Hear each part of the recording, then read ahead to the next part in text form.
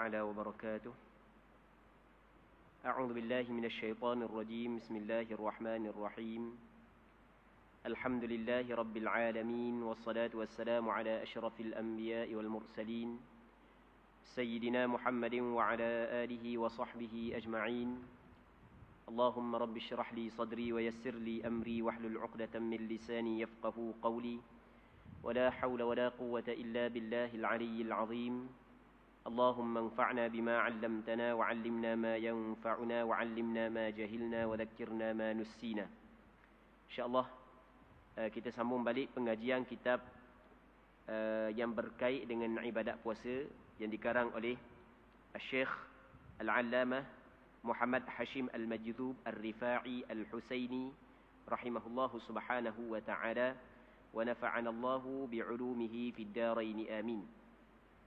Kita masih lagi dalam muqaddimah yang membincangkan ataupun membicarakan tentang kelebihan puasa dan perkara yang bersangkut dengan puasa. Yang mana kita masih lagi dalam perbincangan dengan ayat Al-Quran yang disebut oleh pengarang kita rahimahullahu subhanahu wa ta'ala, iaitu pada ayat wa 'alal ladzina yutiqunahu fidyatun ta'amu miskin faman tatawwa'a khairan fahuwa khairul lah wa an tasumu khairul lakum in kuntum ta'lamun. Maksudnya wa 'alal ladzina yutiqunahu fidyatun ta'amu miskin, dan menjadi kewajipan kepada orang yang mampu untuk berpuasa ia membayar fidyah sebagai makanan kepada orang miskin. Jadi dalam ayat ni Allah Subhanahu wa ta'ala menyebut bahawasanya menjadi kewajipan kepada orang yang mampu untuk berpuasa membayar fidyah sebagai makanan kepada orang miskin. Yang mana mengikut pandangan majoriti ulama tafsir bahawasanya yang dimaksud dengan ayat ini adalah pada awal Islam ketika diwajibkan ibadat puasa Ramadan, maka ketika itu Allah Subhanahu wa ta'ala memberi pilihan di antara dua. Bagi orang yang mampu berpuasa, boleh dia memilih untuk berpuasa, tetapi kalau dia tak mau puasa, mesti dia kena bayar fidyah. Okey, itu pada awal. Pada asalnya, apabila Allah Subhanahu wa ta'ala mewajibkan ibadat puasa, maka orang yang mampu untuk berpuasa diberi pilihan antara melakukan ibadat puasa ataupun kalau dia tak mau buat puasa, dia kena bayar fidyah sebagai makanan kepada orang miskin. Baik. Namun menurut pandangan sebahagian daripada ulama bahawasanya yang dimaksud dengan ayat ini adalah menjadi kewajipan kepada orang yang terbebang untuk melakukan ibadat puasa. Ini pandangan Abdullah bin Abbas dan sebahagian daripada ulama. Menjadi kewajipan kepada mereka yang terbebang untuk melakukan ibadat puasa, dia mesti kena bayar fidyah sebagai makanan kepada fakir miskin. Okey, atas pandangan sebahagian daripada ulama, termasuklah Abdullah bin Abbas radhiyallahu anhuma, maksud ayat ini adalah ketika mana diwajibkan ibadat puasa, maka di sana ada golongan yang terbebang untuk melakukan ibadat puasa, iaitu orang lelaki ataupun perempuan yang tua yang tidak mampu untuk berpuasa, maka apa yang diwajibkan kepadanya adalah membayar fidyah sebagai makanan kepada fakir miskin. Dan hukum ini sebenarnya adalah hukum yang disepakati oleh ulama. Maksudnya, kalau sekiranya orang tu tua, tak kiralah orang puang ke orang lelaki, kalau dia tidak mampu untuk berpuasa, maka apa yang diwajibkan kepada dia adalah membayar fidyah. Orang yang tidak mampu untuk berpuasa kerana dia tua, maka tidak wajib dia qada, apa yang diwajibkan kepada dia adalah bayar fidyah. Dan mazhab Imam Syafi'i rahimahullahu subhanahu wa ta'ala menyebut bahawasanya sama juga dengan orang tua adalah orang yang sakit, yang tidak mampu berpuasa, yang mana dia tidak mengharapkan sakit itu dapat sembuh. Jadi maksudnya di sana ada orang-orang dah tua lagi, umur 30, umur 40, tapi tak mampu dah nak puasa sebab sakit. Tapi sakit dia ni dapat jalan nak sembuh. Jadi atas maklumat yang diberi oleh doktor, oleh pakar bahagian perubatan, dia kata nyakit awak ni sampai ke mati dah. Tak sembuh dah nyakit awak ni. Maka dia tidak mampu berpuasa, mesti dia kena bayar fidyah sehari secukup. Muslimin muslimat yang dirahmati oleh Allah Subhanahu wa taala. Wa 'alal ladzina yutiqunahu fidyatun ta'amu miskin. Fidyah ni sebagai makanan kepada orang miskin.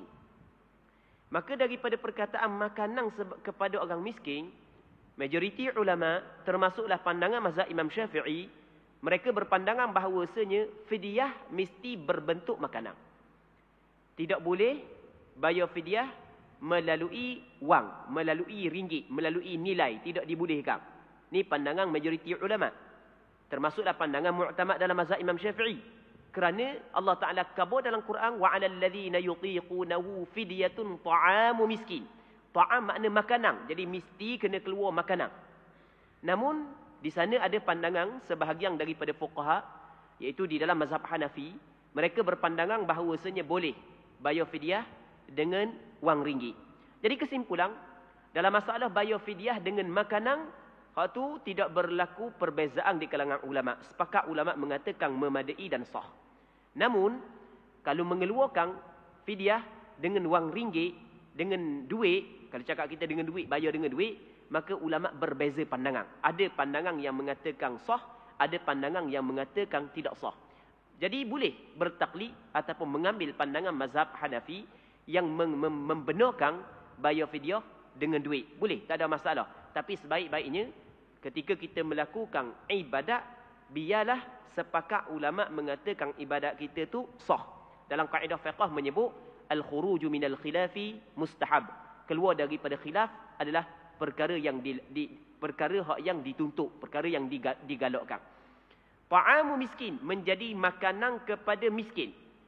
Maka kata ulama, daripada perkataan ta'amu miskin kita dapat faham bahawasanya fidyah saluran dia, maksudnya asnaf dia, golongan yang layak menerima fidyah hanya fakir miskin sahaja. Selain daripada fakir miskin tidak layak. Maksudnya golongan yang layak menerima zakat, ia berbeza dengan golongan yang layak menerima fidyah. Golongan yang layak menerima zakat adalah asnaf, 8 asnaf. Yang disebut oleh Allah Subhanahu wa taala, innamas sadaqatu lil fuqara'i wal masakin wal 'amilina 'alaiha ila akhiril ayah. Sesungguhnya sedekah, maksudnya zakat yang diwajibkan hanyalah untuk fakir, miskin, orang yang dilantik menjadi amil, orang yang berhutang, orang yang muallaf fi sabilillah, lepas tu orang hak yang terputus bekalang ketika di dalam permusafiran. Baik. Okey, lepas tu hamba abdi, hak yang dikatakan sebagai mukatab, itu ada perbincangan yang panjang, hamba sebut secara ringkas sahaja. Okey, itu yang dinamakan sebagai asnaf yang layak menerima zakat. Manakala fidyah, asnaf yang layak menerima fidyah dia tidak sama dengan asnaf yang layak menerima zakat. Maksudnya asnaf yang layak menerima fidyah hanyalah golongan fakir miskin sahaja. Sebab itulah kita kena berhati-hati dalam mengeluarkan fidyah. Tidak boleh kita bagi fidyah kepada anak yatim. Tidak boleh kita bagi fidyah kepada ibu tunggal atas nama anak yatim dan atas nama ibu tunggal.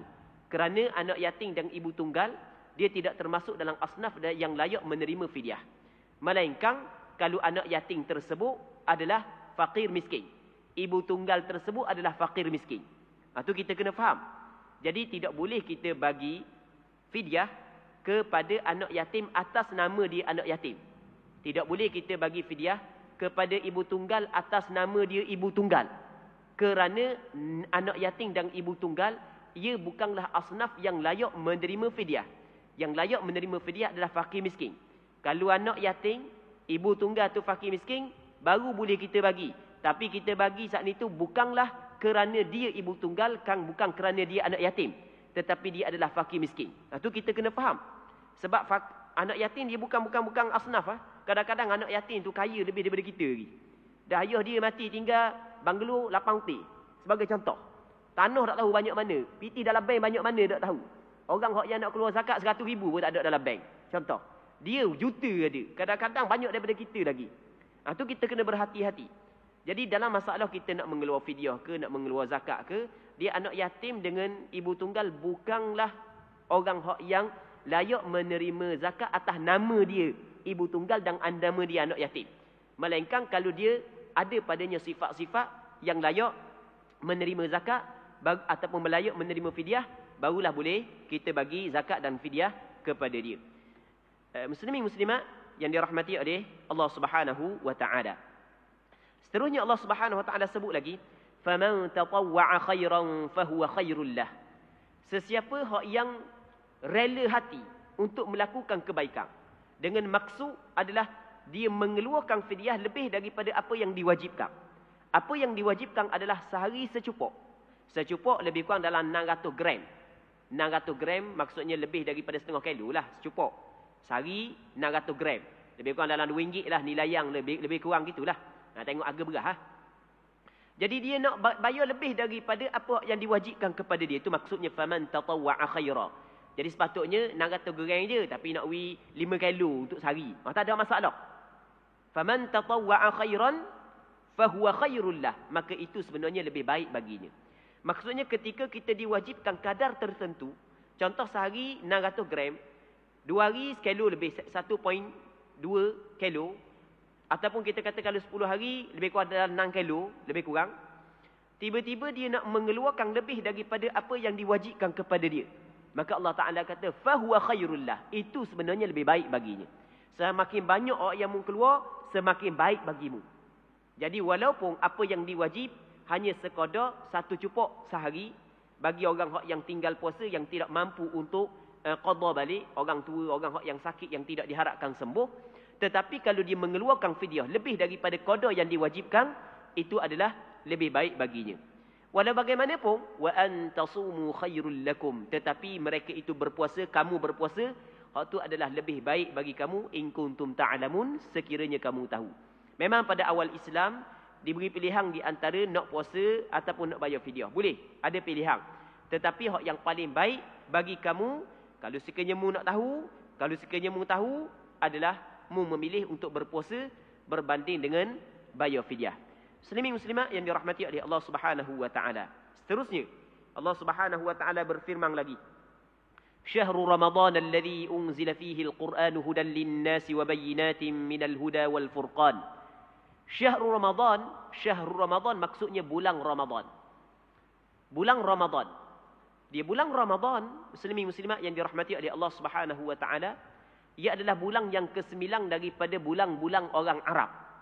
Bulan Ramadan adalah bulan yang ke-9 daripada bulan-bulan orang Arab. Yang mana bulan orang Arab bermula daripada bulan Muharram. Muharram, Safar, Rabiul Awal, Rabiul Akhir, Jamadil Awal, Jamadil Akhir, Rejab, Sya'ban, Ramadan. Ramadan adalah bulan yang ke-9. Bulan Ramadan, muslimin muslimat yang dirahmati oleh Allah Subhanahu wa taala, ulama berbeza pandangan. Siapakah yang meletak nama bulan Ramadan dengan Ramadan? Siapakah yang meletakkan nama dia? Ulama berbeza kepada dua pandangan. Satu pandangan mengatakan, ini pandangan yang kuat, bahawasanya yang meletakkan nama bulan Ramadan sebagai bulan Ramadan adalah Allah Subhanahu wa taala.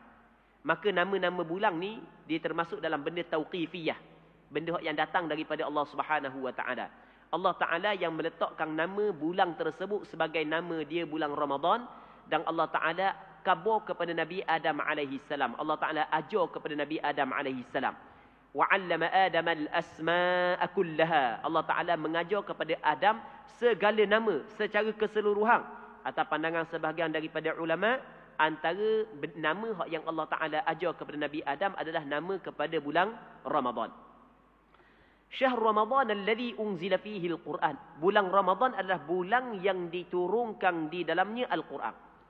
Sebab itulah tidak salah, bahkan betul orang cakap bulan Ramadan adalah bulan Quran, kerana bulan Ramadan diturunkan di dalamnya Al-Quranul Karim. Bulan Ramadan diturunkan di dalamnya Al-Quranul Karim, diturunkan padanya Al-Quranul Karim. Cuma kalau kita belajar tentang sejarah penurunan Al-Quran kepada Rasulullah, ternyata kita dapati bahawasanya Al-Quran bukan hanya diturun pada bulan Ramadan. Bahkan Al-Quran diturun juga pada bulan-bulan selain daripada bulan Ramadan. Selama 23 tahun. 13 tahun di Mekah, 10 tahun di Madinah. selama 23 tahun diturunkan Al-Quran kepada Rasulullah, bukan hanya pada bulan Ramadan, bahkan pada bulan-bulan selain daripada Ramadan sekalipun diturunkan juga Al-Quranul Karim. Tetapi dalam ayat ni Allah Ta'ala kata Al-Quran diturun pada bulan Ramadan. Apakah maksud dia?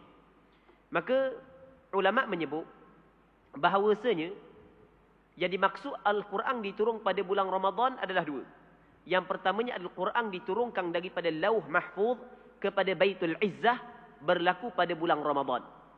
Jadi Al-Quran, Allah Subhanahu Wa Ta'ala memerintahkan kepada qalam supaya menulis Al-Quran di dalam Lauh Mahfuz, satu tempat yang Allah Ta'ala lebih mengetahui hakikat dia, yang tercatat di dalamnya segala perkara, termasuklah tercatat di dalamnya Al-Quranul Karim. Fi lawhim mahfuz bal huwa Qur'anun majid. Fi lawhim mahfuz, Allah Ta'ala kata dalam Al-Quran, bahkan ia adalah Quran yang mulia, berada dalam Lauh Mahfuz. Maka itu yang pertama. Yang keduanya, daripada Lauh Mahfuz diturunkan kepada Baitul Izzah. Baitul Izzah adalah nama satu tempat pada langit dunia. Langit dunia, langit yang dekat dengan kita. Nama satu tempat yang Allah Ta'ala lebih mengetahui hakikatnya. Tapi begitu yang disebut dalam asar yang diriwayat daripada Abdullah bin Abbas radhiyallahu anhuma. Jadi daripada Lauh Mahfuz kepada Baitul Izzah turun sekaligus jumlatan wahidah pada malam Lailatul Qadar pada bulan Ramadan. Manakala daripada Baitul Izzah turun kepada Rasulullah, ia berlaku selama 23 tahun. Cuma permulaan penurunan Al-Quran daripada Baitul Izzah kepada Rasulullah adalah pada bulan Ramadan.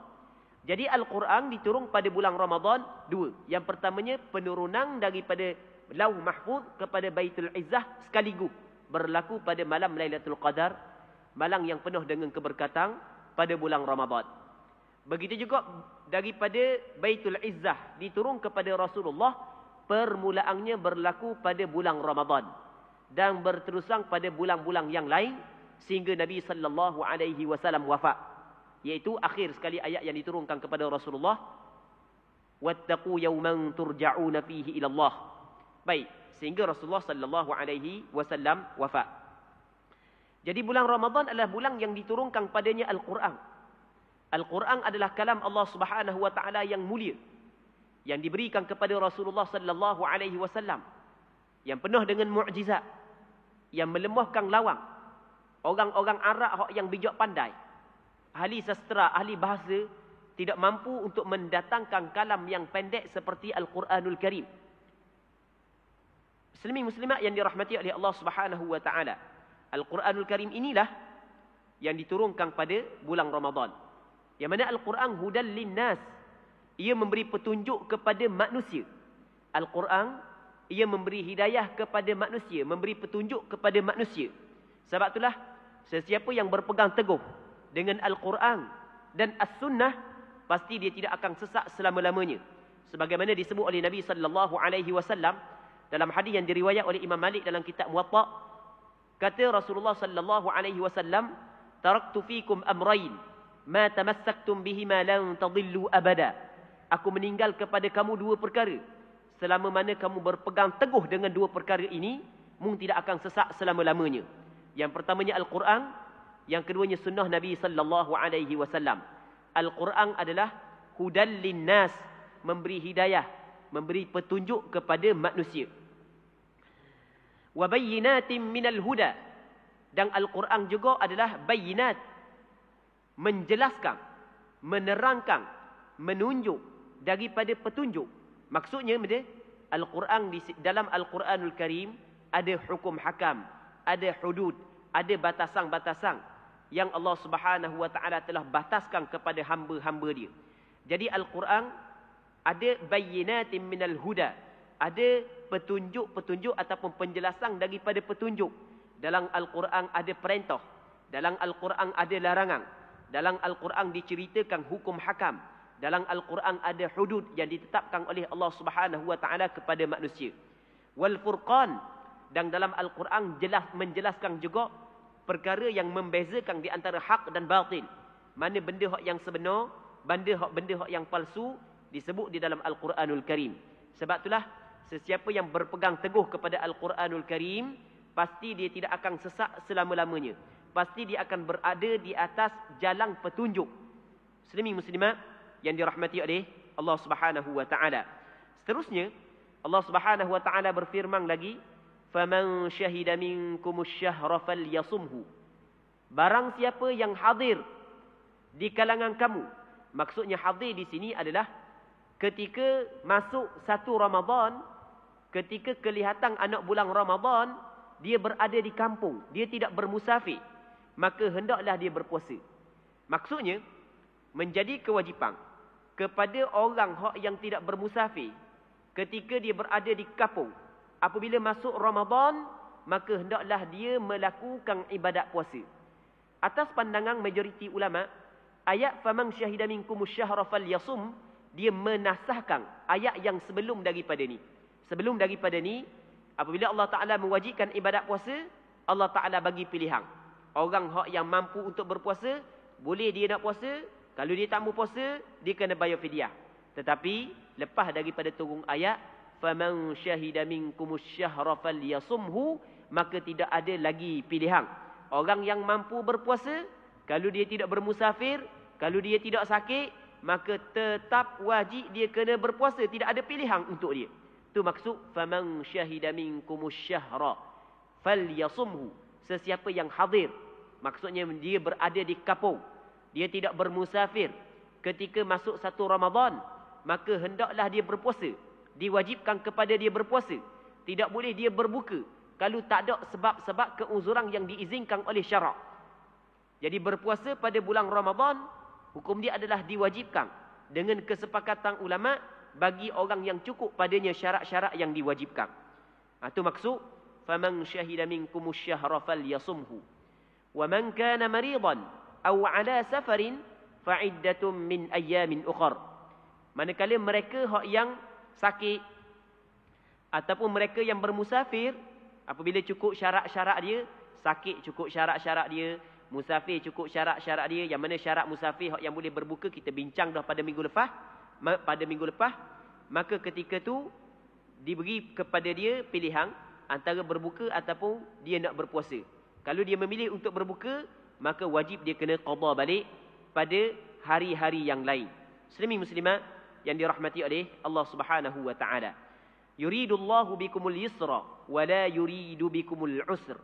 Allah Subhanahu wa taala menghendaki kemudahan untuk kamu. Jadi ketika Allah Ta'ala tidak membebankan ibadat puasa kepada orang yang bermusafir, orang yang sakit, sebenarnya Allah Ta'ala inginkan kemudahan untuk kita. Jadi kita memang dah sakit, dah nak puasa. Jadi kalau Allah Ta'ala tetapkan wajib juga ibadat puasa kepada kita, maka terbeban. Maka Allah Ta'ala nak bagi kemudahan kepada kita, maka orang yang sakit, orang yang bermusafir, Allah Ta'ala permudahkan kepada dia.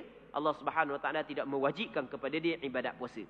Wala yuridu bikumul usr, dan Allah Ta'ala tidak berkehendak kesusahan kepada kamu. Walitukmilul iddata walitukabbirullaha ala ma hadakum, dan supaya kamu menyempurnakan akan bilangan bulan Ramadan.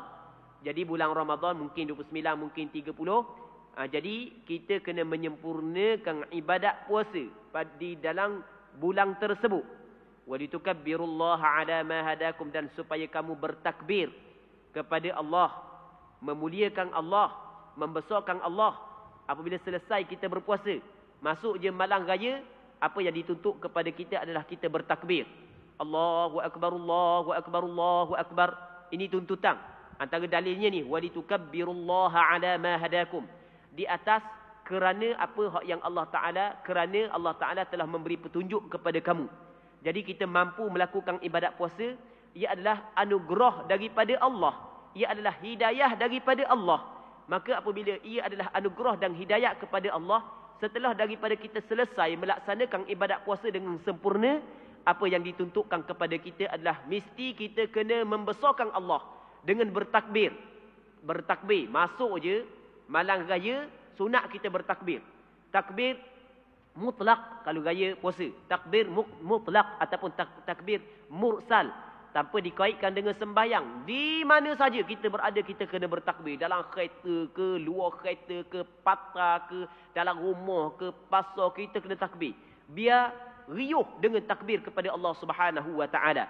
Walitukabbirullaha ala ma hadakum wa la'allakum tashkurun, dan supaya kamu bersyukur di atas nikmat tersebut. Kita jangan ingat puasa pada bulan Ramadan hanya bebanang yang dibebankan kepada kita sahaja. Bukan. Bahkan puasa pada bulan Ramadan bukan hanya bebanang sahaja. Bahkan ia adalah anugerah yang Allah Ta'ala bagi kepada kita. Ketika kita dapat melakukan perkara tersebut, sebenarnya kita telah mencapai ataupun kita telah mendapat nikmat yang cukup besar. Maka apabila kita dapat nikmat yang cukup besar, apa yang diwajibkan kepada kita adalah bersyukur kepada Allah. Wala'allakum tashkurun. Dan supaya kamu bersyukur di atas nikmat tersebut. Muslimin muslimat yang dirahmati oleh Allah Subhanahu wa taala. Okey, habis penafsiran ayat Al-Quranul Karim yang pertama yang didatangkan oleh pengarang kita di dalam kitab dia. Okey, yang keduanya disebut hadis. An Abi Hurairah radhiyallahu anhu qala Rasulullah sallallahu alaihi wasallam qala Allah kullu amali ibni Adam lah illa as-siyam fa innahu li wa ana ajzi bih was-siyam junnah wa idza kana yawm sawmi ahadikum fala yarfuth wa la yaskhab fa in sabbahu ahadun aw qatalah falyaqul inni imru'un sha'im والذي نفس محمد بيده لخلوف فم الصائم أطيب عند الله من ريح المسك للصائم فرحتان يفرحهما إذا أفطر فرح وإذا لقي ربه فرح بصومه متفق عليه وهذا لفظ رواية البخاري. Maksudnya daripada Abi Hurairah radhiyallahu anhu, katanya sabda Nabi sallallahu alaihi wasallam, Allah Subhanahu wa taala berfirman. Qala Allah, maksudnya Allah Taala berfirman. Kalau hadis Allah Taala berfirman, ia memberi maksud hadis ni adalah hadis qudsi. Hadis qudsi adalah firman Allah Subhanahu wa taala yang disampaikan oleh Rasulullah. Cuma dia sedikit berbeza dengan Al-Quran. Al-Quran dia lain daripada hadis qudsi. Al-Quran kalam Allah, hadis qudsi kalam Allah. Cuma perbezaannya adalah hadis kursi dia tidak ada mukjizat. Hadis kursi tidak sah kita baca dalam semayang. Manakala Al-Quran dia ada mukjizat. Al-Quran adalah sah ataupun Al-Quran boleh kita baca dalam sembahyang. Baik. Allah Subhanahu wa taala berfirman, kullu amali ibni Adam lah. Setiap amalan anak Adam adalah untuk anak Adam. Maksudnya setiap amalan anak Adam untuk anak Adam. Di sini ada beberapa penafsiran yang dibuat oleh ulama hadis. Antara penafsirannya adalah setiap amalan anak Adam ada habuang kepada diri anak Adam. Maksudnya amalan yang selain daripada puasa ada habuang yang boleh anak Adam itu riak, tidak ikhlas di dalamnya. Sembahyang, bersedekah, boleh anak Adam tidak ikhlas di dalamnya. Maksudnya ada habuang yang mana habuang saat itu kembali kepada nafsu anak Adam. Okey, itu pandangan sebahagian daripada ulama. Dan ada sebahagian yang lain mengatakan bahawasanya, jadi maksud setiap amalan anak Adam adalah untuk anak Adam. Maksud dia lagu mana? Setiap amalan anak Adam yang selain daripada ibadat puasa, Allah Subhanahu wa taala tidak menyandarkan kepada dirinya. Walaupun apa jua yang dilakukan oleh anak Adam sebenarnya pada hakikatnya adalah untuk Allah, tetapi Allah Subhanahu wa taala tidak menyandarkan amalan tersebut kepada dirinya. Berbeza dengan puasa. Fa innahu li illa siyam, melainkan puasa. Maka sesungguhnya puasa adalah bagiku. Maksudnya Allah Subhanahu wa taala telah menyandarkan ibadat puasa kepada Allah. Sandaran ibadat puasa kepada Allah adalah sandaran tasyrif, memuliakan. Maksudnya tingginya, mulianya ibadat puasa itu, sehingga kan Allah Ta'ala menyandarkan ibadat puasa itu kepada diri Allah Subhanahu wa Ta'ala. Dia tidak menyandarkan kepada anak Adam. Sebagaimana Allah Ta'ala menyandarkan Baitullah kepada diri dia. Kerana mulianya tempat tersebut, sehingga kan Allah Ta'ala kata Baitullah, ataupun Allah Subhanahu wa Ta'ala menyandarkan Kaabah saat itu kepada dia. Baitullah, rumah Allah. Naqatullah, unta Allah. Di sana ada dalam Al-Quran dia menceritakan tentang kisah Nabi Allah Saleh. Allah Ta'ala bagi mukjizat kepada Nabi Allah Saleh, unta. Naqatullah, unta Allah. Disandarkan unta kepada Allah adalah sandaran untuk memuliakan unta tersebut. Begitu juga ibadat puasa adalah ibadat yang cukup mulia, sehingga kan Allah Ta'ala menyandarkan ibadat puasa itu kepada dirinya. Alangkah ruginya bagi orang Islam yang tidak mengambil berat tentang ibadat puasa. Kerana ibadat puasa adalah suatu ibadat yang cukup mulia di sisi Allah, sehingga Allah Ta'ala tidak menyandarkan ibadat puasa kepada anak Adam yang melakukannya. Bahkan Allah Subhanahu wa Ta'ala menyandarkan ibadat puasa kepada dirinya Azza wa Jalla wa Ala. Muslimin muslimat yang dirahmati oleh Allah Subhanahu wa Ta'ala, fa innahu li wa ana ajzi bih, dan aku yang akan membalas kepada anak Adam yang melakukan ibadat puasa dengan puasanya. Muslimin muslimat yang dirahmati oleh Allah Subhanahu wa Ta'ala, orang yang memberi balasan ganjaran kepada kita, kalau orang tu orang yang dok kaya mana, dia tidak akan bagi banyak. Orang kaya mungkin dia akan bagi lebih banyak. Tetapi Allah Subhanahu wa Ta'ala Tuhan yang maha kaya, dan dia ingin memberi ganjaran pahala puasa kepada hamba dia yang melakukan ibadat puasa tanpa batasan. Maka pastinya ganjaran tersebut tidak boleh sesiapa pun yang dapat menghitungkannya. Innama yuwaffas sabiruna ajrahum bighairi hisab. Sesungguhnya akan diberikan kepada orang yang sabar, termasuklah orang puasa. Sebab orang puasa dia orang yang tabah, sabar, tidak makan, tidak minum, menjaga nafsu dia, syahwah dia sepanjang dia puasa. Orang tersebut akan disempurnakan ganjaran dia tanpa sedikit pun dapat dihitungkan. Allah terlalu banyak ganjaran bagi orang yang melakukan ibadat puasa. Cuma muslimin muslimat yang dirahmati oleh Allah Subhanahu wa Ta'ala, mesti kita kena jaga syarat-syarat penerimaan amalan ibadat puasa kita, agar ibadat puasa kita diterima oleh Allah Subhanahu wa Ta'ala. Seterusnya kata Nabi sallallahu alaihi wasallam, was-siyamu junnah. Puasa ini adalah benteng. Benteng di antara seseorang dan neraka Allah Subhanahu wa Ta'ala. Antara benteng yang boleh dijadikan antara seseorang dengan neraka Allah adalah puasa. Was-siyamu junnah. Puasa adalah benteng. Sebab itulah Rasulullah sallallahu alaihi wasallam memerintahkan kepada orang muda, hak yang kuat nafsu, untuk jadikan puasa ni sebagai benteng. Kata Rasulullah, ya ma'syarasy syabab, man istata'a minkumul ba'ata falyatazawwaj. Wahai pemuda, sesiapa yang mampu di kalangan kamu untuk berkahwin, hendaklah dia berkahwin. Sebab apa dia? Fa innahu aghaddu lil basar wa ahsanu lil farj. Kerana berkahwin dia lebih menjaga pandangan mata, dan dia menjaga kemaluan. Tetapi waman lam yastati' fa alaihi bisiyam. Kalau dia tidak mampu berpuasa, mesti dia kalau dia tidak mampu berkahwin, mesti dia kena berpuasa. Fa innahu lahu wija. Kerana puasa itu menjadi pengikat kepada nafsu dia. Puasa menjadi benteng di antara dia dan neraka Allah Subhanahu wa Ta'ala. Orang yang melakukan ibadat puasa, sebenarnya dia sekarang ni sedang membina benteng-benteng yang kukuh di antara dia dan neraka Allah Subhanahu wa Ta'ala. Muslimin muslimat yang dirahmati oleh Allah Subhanahu wa Ta'ala. Jadi untuk tengah hari ini kita kena berhenti sini dulu. InsyaAllah kita sambung balik pada minggu-minggu akan datang, kalau sekiranya dipanjangkan umur. Dan kita berdoa kepada Allah Subhanahu wa Ta'ala agar apa yang kita bincang pada tengah hari yang mulia ini sama-sama dapat mengambil manfaat. Dan semoga Allah Subhanahu wa Ta'ala memberkati majlis ilmu yang kita adakan pada tengah hari yang mulia ini. Wallahu subhanahu wa ta'ala a'la wa a'lam. Allahumma haqqiqna bittiba'i nabiyyika Muhammadin sallallahu alaihi wasallam zahiran wa batina. Allahumma ja'alna mimman yastami'una al-qawla fayattabi'una ahsanah. Sallallahu ala sayyidina Muhammad wa ala alihi wa sahbihi ajma'in. Walhamdulillahi rabbil alamin.